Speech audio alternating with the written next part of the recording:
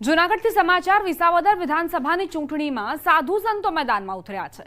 ગોપાલ ઇટાલિયા સામે મહેશ ગીરીનો આક્રોશ। સનાતન ધર્મ વિરુદ્ધ ગોપાલ ઇટાલિયાએ ટિપ્પણી કરી હતી। ગોપાલ ઇટાલિયાની ટિપ્પણીથી મહેશ ગીરી બાપુમાં આક્રોશ જોવા મળી રહ્યો છે। મહેશ ગીરી બાપુ ભૂતનાથ મંદિર અને રાણપુર રામેશ્વર મહાદેવ મંદિરના મહંત છે। કથાઓમાં જનાર માતા બહેનોને નાચવાવાળા કહ્યા છે ઇટાલિયાએ। મહેશ ગીરી સનાતન ધર્મ વિરોધી પ્રવૃત્તિ કરનાર છે। ગોપાલ ઇટાલિયા ધર્મ છે તો આપણે છીએ। મહેશ ગીરી કંસ અને રાવણ જેમ ધર્મના વિરોધમાં હતા, તેમાં ગોપાલ ઇટાલિયા સનાતન ધર્મનો વિરોધી છે। બધા આગળ આવી આવા લોકોને ભગાડો, ગામમાં ઘૂસવા ન દેવા ગ્રામજનોને મહેશ ગીરીની હાકલ। ગોપાલ ઇટાલિયા મંદિરો કથાઓ બંધ કરાવવા માંગે છે। મહેશ ગીરી ગોપાલ ઇટાલિયા લોકોને ગેરમાર્ગે દોરી રહ્યા છે તેવું નિવેદન આપ્યું।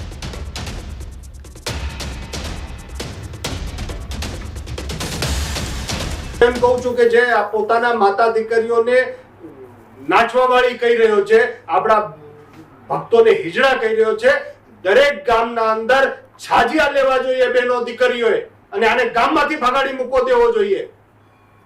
અત્યારે મંદિર જઈ રહ્યો છે કોઈ પૂજારી મુખિયાઓ, હું એમને અપીલ કરું છું કે મંદિરમાં ઘૂસવા નહીં દેતા। આ જે રાવણ અને કંસ અને એવા બધા જે થઈ ગયા, કળિયુગનો ધર્મને ધતિંગ કરવા વાળો આ આવ્યો છે। અત્યારે ધર્મના નામે દુષ્પ્રચાર કરીને હવે અત્યારે ધર્મનો આશરો લઈને પ્રચાર કરી રહ્યો છે, મંદિરને શોષણનું ઘર કહી રહ્યો છે। તો ભૂતનાથ મંદિર અને રાણપુર રામેશ્વર મહાદેવ મંદિરના મહંત મહેશ ગીરી બાપુને આપ સાંભળી રહ્યા હતા। તેમણે પોતાનો આક્રોશ ઠાલવ્યો છે। તેમણે કહ્યું કે ગોપાલ ઇટાલિયા જેઓ મંદિરોનું અપમાન કરે છે, મંદિરો બંધ કરાવવા માંગે છે, કંસ અને રાવણની સાથે તેમની સરખામણી કરી અને સાથે જ તેમણે કહ્યું કે કથાઓમાં જનાર માતા બહેનોને તે નાચવાવાળા કહી રહ્યા હતા। મહેશ ગીરીએ સનાતન ધર્મ વિરોધી પ્રવૃત્તિ કરનાર ગોપાલ ઇટાલિયાને મત ન આપવાની આડકતરી અપીલ કરી છે કે તેમને મત ન આપો। આ રીતે હવે રાજકારણ ગરમાયું છે। કઈ રીતે ચૂંટણી પહેલા ડખા જોવા મળ્યા છે વિસાવદર બેઠક પર, તેનો આ પુરાવો। ગોપાલ ઇટાલિયા સનાતન ધર્મનો વિરોધી છે તેવું ગણાવી રહ્યા છે મહેશ ગીરી બાપુ। તેમનું કહેવું છે કે આવા લોકોને ભગાડવા જોઈએ, ગામમાં ઘૂસવા દેવા ન જોઈએ। ગ્રામજનોને અપીલ કરી છે કે જ્યારે ગોપાલ ઇટાલિયા પ્રચાર માટે આવે તો તેમને ભગાડી મૂકો, તેમને પોતાના ગામની અંદર પ્રવેશ ન કરવા દો। સાથે જ તેમણે આરોપ મૂક્યો કે ગોપાલ ઇટાલિયા મંદિરો અને કથાઓ બંધ કરવા માંગે છે। મહેશ ગીરી જેઓ ગોપાલ ઇટાલિયાને ગેરમાર્ગે દોરનાર વ્યક્તિ ગણાવી રહ્યા છે, તો આ ગંભીર આરોપો મૂક્યા છે મંત બાપુએ અને સાથે જ તેમણે કહ્યું છે કે ગોપાલ ઇટાલિયા જો તમારા ગામડામાં આવે પ્રચાર કરવા માટે તો તેને પ્રવેશ પણ ન આપો, કારણ કે તે મંદિર વિરોધી છે, ધર્મ વિરોધી છે। જે બહેનો અને માતાઓને નાચવાવાળા સાથે સરખાવે છે તેને આપણે પ્રવેશ ન આપવો જોઈએ।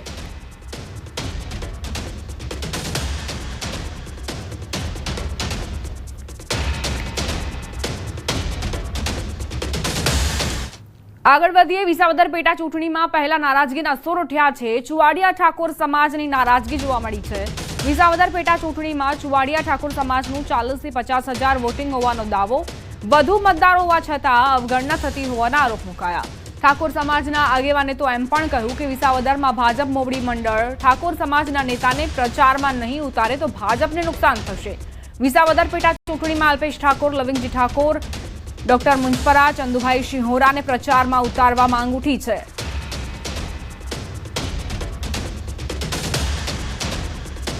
અમારા સમાજને કંઈક સૌરાષ્ટ્રમાં આવડું બધું પ્રતિનિધિત્વ હોય, સૌરાષ્ટ્રની દરેક વિધાનસભામાં 30-40 હજારનું વોટિંગ હોય, તો અમને ક્યાંય ગણતા નથી। આ એની વેદના છે। અમરેલી જિલ્લામાં, સુરેન્દ્રનગર જિલ્લામાં, મોરબીમાં, જામનગર, જુનાગઢ જિલ્લો આખો પેકે પેક ચુવાડિયાના, તમામ ગામડા ચુવાડિયાના। વિસાવદરમાં ખાલી વિસાવદર પ્રોપર ગામમાં 22 ગામ ચુવાડિયા કોળી ઠાકોર સમાજના છે। રાણપુરમાં તમામ ગામ 10 થી 12 ગામ, ભેસાણમાં 18 ગામ। વિસાવદર વિધાનસભા ચૂંટણી પહેલા આપમાં ભડકો, પ્રદેશ સંગઠન મંત્રી હિતેશ વઘાસિયાએ રાજીનામું આપ્યું। પાર્ટી દ્વારા સતત થતી અવગણનાને લઈને રાજીનામું આપવામાં આવ્યું છે। હિતેશ વઘાસિયાએ અપક્ષમાંથી ઉમેદવારી કરી છે। પાર્ટીમાંથી ટિકિટ ન મળતા અપક્ષમાંથી ઉમેદવારી નોંધાવી। ઉમેદવાર ગોપાલ ઇટાલિયા સામે આક્ષેપો કર્યા છે। વિસાવદરની પેટા ચૂંટણી યોજાવા જઈ રહી છે અને એવામાં આમ આદમી પાર્ટીમાં ડખા જોવા મળી રહ્યા છે। સૌપ્રથમ તો હું આમ આદમી પાર્ટીના પ્રદેશ સંગઠન મંત્રી તેમજ જુનાગઢ લોકસભા ઇન્ચાર્જ તેમજ પ્રાથમિક સભ્ય પદેથી રાજીનામું આપું છું અને આજે બપોર પછી હું આ રાજીનામાની નકલ અમારા પ્રદેશ પ્રમુખ ઈશુદાનભાઈ ગઢવીને પણ મોકલી આપીશ। અમરેલીના રાજુલા પંથકમાં દશકો જૂના સામાજિક વિવાદોનો અંત આવ્યો છે। ખાંભલિયા, ઝાંઝરડા અને ઊંટિયા ગામના 3 પરિવારો વચ્ચે 50 વર્ષથી ચાલી રહેલા વેરઝેરનો સમાધાનથી અંત આવ્યો। વૃંદાવન ધામ આશ્રમમાં સંતોના આશીર્વાદ સાથે સમરસતાની એક નવી શરૂઆત થઈ છે। યુવાન પેઢી માટે આ ઘટના આદર્શરૂપ બની છે। 3 પરિવારો હવે પ્રેમ ભાવથી જીવન પસાર કરશે। રાષ્ટ્રીય અધ્યક્ષ શ્રી રાજેન્દ્રદાસ બાપુની નિષ્ઠામાં અને સિહોર જગ્યાના મંત શ્રી 1008 મહામંડલેશ્વર શ્રી જીણારામ બાપુ તેમજ કાંબલિયા જગ્યાના મંત બીજલ ભગતની હાજરી તેમજ નાઘેરા સમાજના આગેવાનોની ઉપસ્થિતિમાં આ 3 પરિવારોનો વર્ષો જૂના વેરના આજે વળામણા કરવામાં આવ્યા છે। આહિર સમાજના નાઘેરાના આગેવાનો અહીંયા એકત્રિત થયા અને 50 વર્ષનું જે જૂનો ઇતિહાસ છે એને એક તરફ નકારીને આજે નવો ઇતિહાસ કાયમ કરી રહ્યા છે। અરવલ્લીના ભિલોડામાં કેટલાક અસામાજિક તત્વોએ દુકાનમાં ઘૂસી આતંક મચાવ્યો। અનિલ ફેશન નામની દુકાનમાં કામ કરતા કર્મચારી પર હુમલો કરી તેને ઢોરમાર મારવામાં આવ્યો। જૂની અદાવત રાખી યુવકને માર મરાયો તેમજ દુકાન સળગાવી દેવાની ધમકી પણ અપાઈ। આ સમગ્ર ઘટના સીસીટીવી ફૂટેજ પણ સામે આવ્યા છે।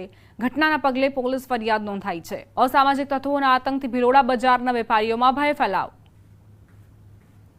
એક વર્ષ જૂની વાત હતી, એ વાત લઈને એ નશાની હાલતમાં એ વ્યક્તિ આવ્યો અને અમારા સ્ટાફમાં જે માણસ રહે છે એને ઢોર માર માર્યો અને એ ટાઈમે હું ઘરે હતો અને અહીંયા મારા પપ્પા ફાધર હતા તો એમને બી મારા ફાધરને બી કોલર પકડીને એમને બી જેમ તેમ બોલતો હતો અને એમ અમને ધમકી આપીને ગયો તો ભાઈ આ માણસને અહીંયા રાખ્યો છે તો અમે અમારી દુકાન સળગાવી દઈશું અને અમારે જે બી માલ છે આ બધો એ બી જેમ તેમ ફેંકીને એ પછી નાઈ ગયો। એક જૂની અમદાવાદના રાણીપમાં બકરા મંડી પાસે કોન્સ્ટેબલે અકસ્માત સર્જ્યો હતો। પૂરપાટ ઝડપે કાર ચાલકે 2 વાહનોને અડફેટે લીધા હતા। આ ઘટનામાં 3 લોકો ઈજાગ્રસ્ત થયા હતા। ઘટનામાં 2 પોલીસ સહિત 3 લોકોને ઈજા પહોંચી હતી। ત્યારે આ અકસ્માતમાં એક પોલીસકર્મીનું મોત થયું હોવાની જાણકારી મળી। સંજય અંસારી નામના પોલીસકર્મીનું મોત નિપજ્યું છે। ઉલ્લેખનીય છે કે અકસ્માત સર્જનાર કોન્સ્ટેબલની 3 દિવસ પહેલા જ ધરપકડ કરાઈ છે।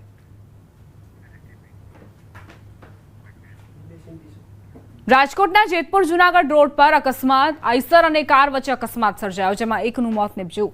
2 વ્યક્તિ ઘાયલ થયાના સમાચાર છે। બંધ આઈસર પાછળ કાર ધડાકાભેર અથડાઈ હતી। બંને ઈજાગ્રસ્તોને સારવાર માટે જુનાગઢ ખસેડાયા। અકસ્માતની આ ઘટનાના સીસીટીવી ફૂટેજ પણ સામે આવ્યા છે। જેતપુર તાલુકા પોલીસે સીસીટીવી ફૂટેજ કબજે કરીને તપાસ આરંભી છે।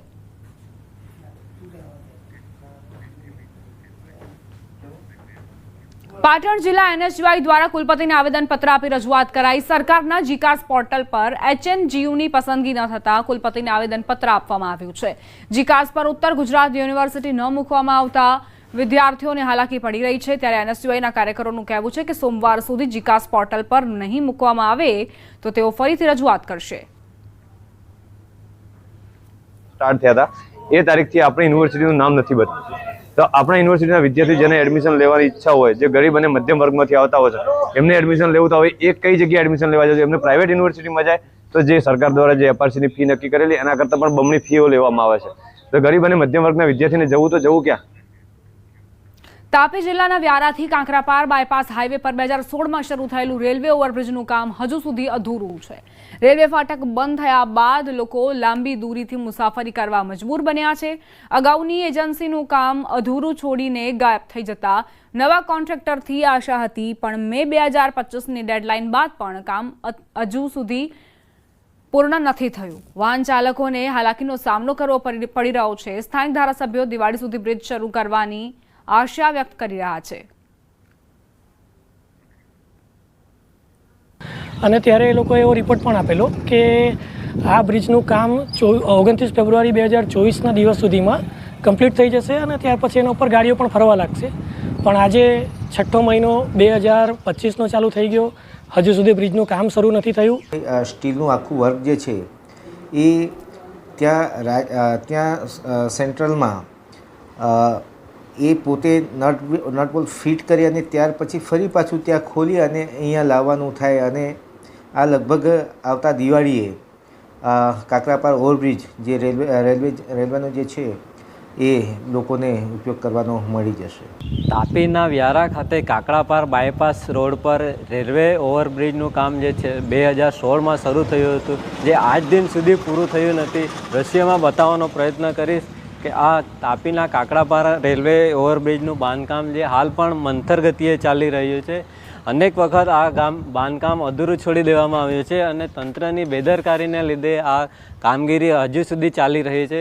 જોવા જઈએ તો આ બ્રિજનું બાંધકામ અધૂરું રહેવાને કારણે લોકોને ખાસ કરીને અવર જવર માટે ભારે તકલીફનો સામનો કરવો પડી રહ્યો છે.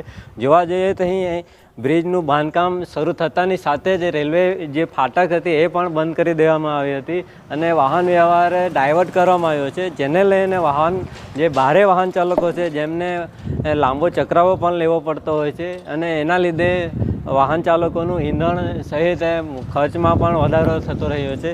અનેક વખત લોકોની માંગણી થઈ છે કે આ બ્રિજનું કામ સત્વરે પૂરું કરવામાં આવે, છતાં પણ તંત્ર નિષ્ક્રિય રહેતા હજુ પણ આ બાંધકામ ચાલુ જ છે. ત્યારે આ રેલવે ઓવરબ્રિજ ક્યારે પૂર્ણ થશે તેને લઈને પણ અનેક સવાલો ઉઠવા પામ્યા છે. હેમંત ગામિત, ન્યૂઝ 18 ગુજરાતી, તાપી.